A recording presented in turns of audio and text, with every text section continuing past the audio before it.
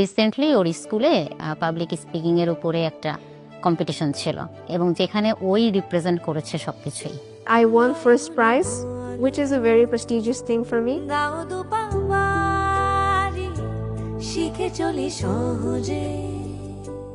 এই ইংলিশে ভালো না হওয়ার কারণে জীবনে হয়তো অনেক ইচ্ছা থাকা সত্ত্বেও পূরণ করতে পারিনি। আমার কোনো ইচ্ছা ওর উপর চাপিয়ে দিতে চাই না। পাবলিক স্পিকিং ওর শখ এবং ওর শখ থেকেই আমার এখানে আসা। বাচ্চারা এখানে শিখছে, লার্নিং করছে। আসার পরে ক্লাস করার পরে আমার বাচ্চা তো মনে করেন যে না আমি হবই ভর্তি।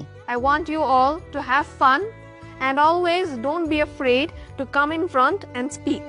যেহেতু গ্লাসের ক্লাসরুম, আমরা বাহির থেকে প্যারেন্টসরা দেখতে পারি কিভাবে ক্লাস হচ্ছে। পেছনে বসা বাচ্চাটাও যেটি কিনা সামনে যেতে লজ্জা পায় বা ভয় পায়, মিস কিন্তু খুব সুন্দর করে তাকে কি যেন বলে, সেই বাচ্চাটাও সামনে গিয়ে সুন্দর করে কথা বলছে। এই জিনিসটা আমার খুবই ভালো লাগে।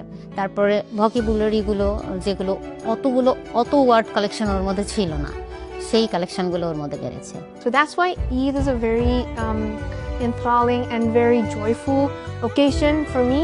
ভবিষ্যতে ও কিসের উপর ক্যারিয়ার করবে সেটা ও চিন্তা করে বের করবে, ওই অনুযায়ী আমি ওকে নিয়ে যাওয়ার চেষ্টা করব।